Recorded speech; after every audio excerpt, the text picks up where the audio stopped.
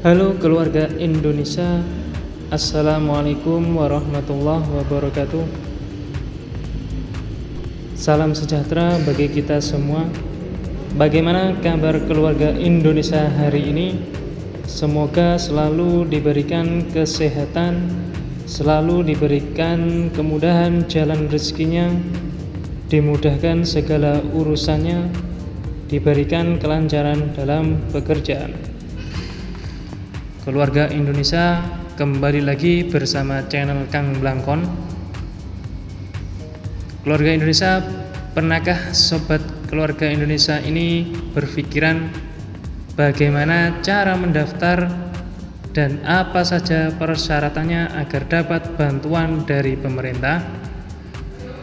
Di video kali ini saya akan menjelaskan persyaratan kelayakan agar bisa masuk di dalam data penerima bansos Kementerian Sosial.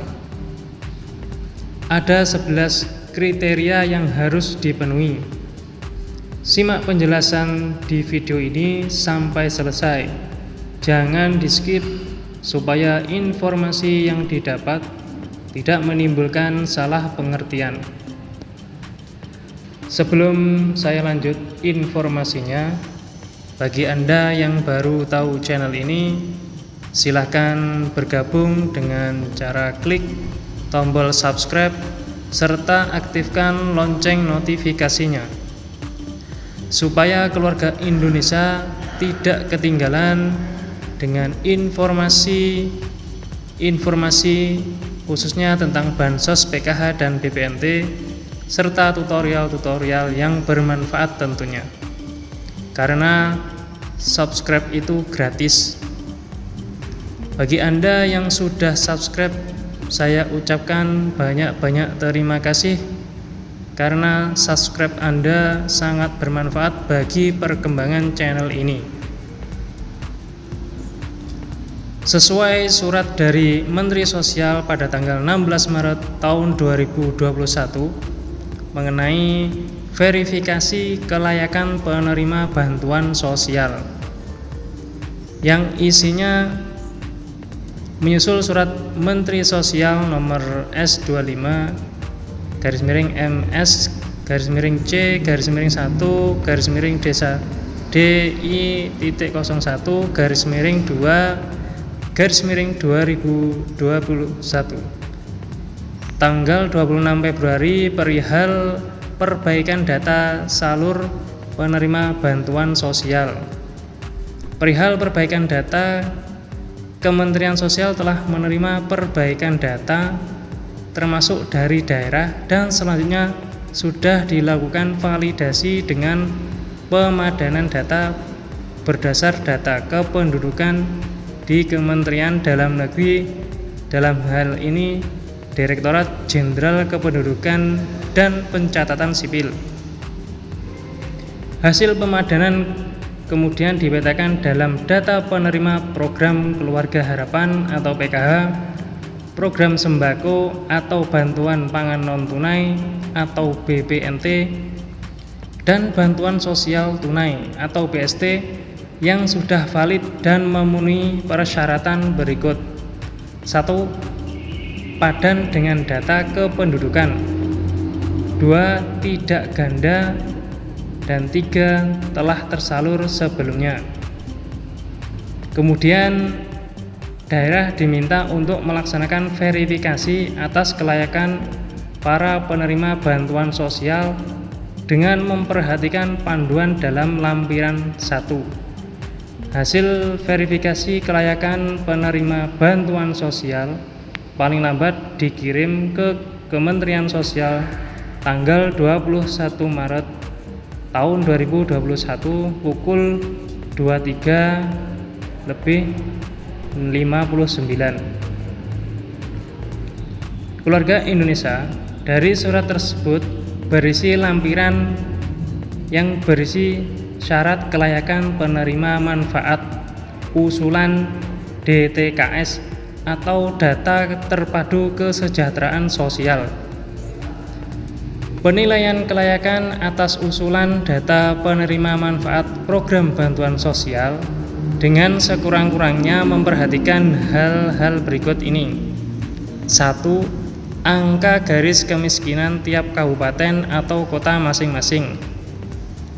Garis kemiskinan atau batas kemiskinan adalah tingkat minimum pendapatan yang dianggap perlu dipenuhi untuk memperoleh standar hidup yang mencukupi di suatu kabupaten atau kota. Penduduk yang memiliki rata-rata pengeluaran per kapita per bulan di bawah garis kemiskinan dikategorikan sebagai penduduk miskin.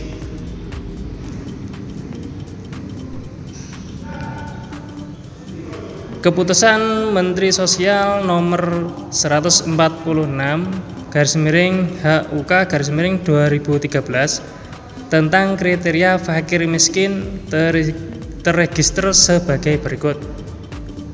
A.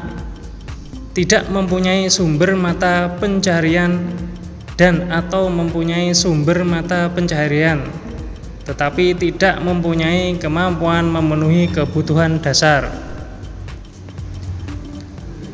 Kebutuhan dasar sendiri ini pada setiap orang adalah kebutuhan fisiologis, yakni kebutuhan untuk mempertahankan hidupnya secara fisik. Kebutuhan itu seperti kebutuhan akan makan, minum, tempat berteduh, tidur, dan oksigen. Yang istilah yang sering kita dengar adalah sandang, pangan, papan.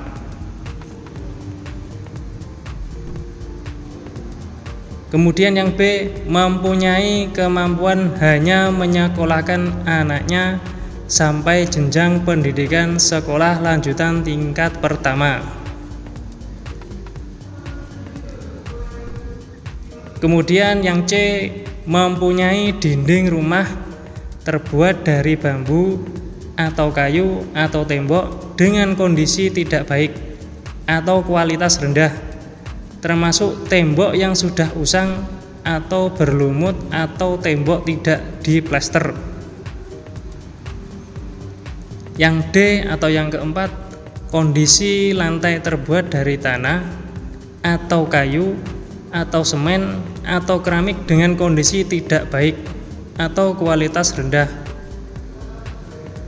Yang E atau yang kelima, atap terbuat dari ijuk atau rumbia atau genteng atau seng atau asbes dengan kondisi tidak baik atau kualitas rendah. Yang F atau yang keenam, mempunyai penerangan bangunan tempat tinggi bukan dari listrik atau listrik tanpa meteran.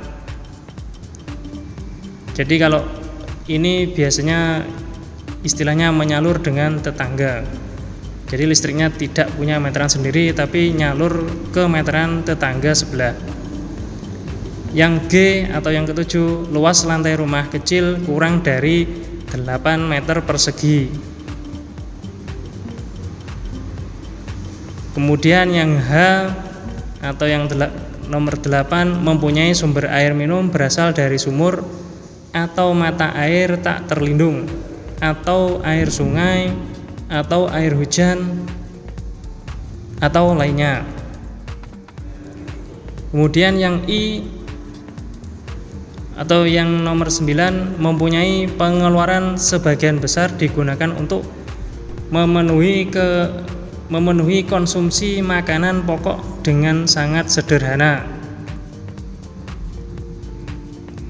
Kemudian yang J atau yang nomor 10, tidak mampu atau mengalami kesulitan untuk berobat ke tenaga medis kecuali puskesmas atau yang disubsidi pemerintah. Kemudian yang K atau nomor 11, tidak mampu membeli pakaian 1 kali dalam 1 tahun untuk setiap anggota rumah tangga. Itulah keputusan Menteri Sosial tentang syarat kelayakan penerima manfaat usulan DTKS. Kemudian bagaimana kalau keluarga Indonesia sudah mempunyai persyaratan yang cukup seperti yang saya sebutkan tadi. Lalu apa yang harus dilakukan? Di video saya sudah ada contoh alur bagaimana cara mendaftar atau mengusulkan diri untuk masuk ke dalam DTKS. Karena data DTKS ini dimanfaatkan sebagai dasar untuk program bansos dan pemberdayaan yang lainnya. Jadi alur pertama itu mendaftarkan diri ke kepala desa atau lurah dengan membawa KTP dan KK. Kemudian kepala desa atau lurah akan melaksanakan musyawarah desa atau kelurahan. Data hasil musyawarah desa atau kelurahan disampaikan kepada kepala desa atau lurah ke bupati atau wali kota melalui camat. Kemudian dinas sosial melakukan verifikasi dan validasi data pendaftaran rumah tangga berdasarkan hasil verifikasi dan validasi data. Tidak selalu semua usulan valid masuk ke dalam DTKS. Kemudian bupati atau wali kota menyampaikan hasil verifikasi dan validasi ke menteri melalui gubernur. Kemudian menetapkan data terpadu kesejahteraan sosial itu ditetapkan oleh Menteri Sosial. Setelah itu pemanfaatan data oleh kementerian atau lembaga pemerintah daerah. Jadi itu alur yang dapat saya gambarkan bagaimana cara mendaftarkan diri untuk masuk ke dalam data terpadu kesejahteraan sosial atau DTKS. Karena data DTKS ini adalah dasar penggunaan untuk program bansos dan pemberdayaan yang lainnya. Bagi Anda yang baru tahu channel ini, saya ingatkan kembali, silakan klik tombol subscribe dan aktifkan lonceng notifikasinya supaya tidak ketinggalan dengan informasi atau tutorial terbaru dari channel ini. Jika informasi ini bermanfaat, silakan di like dan share ke media sosial kalian semua. Jika ada pertanyaan, silakan tinggalkan komentar di kolom komentar di video ini. Sekian informasi dari saya, sampai ketemu di informasi selanjutnya. Wassalamualaikum warahmatullahi wabarakatuh.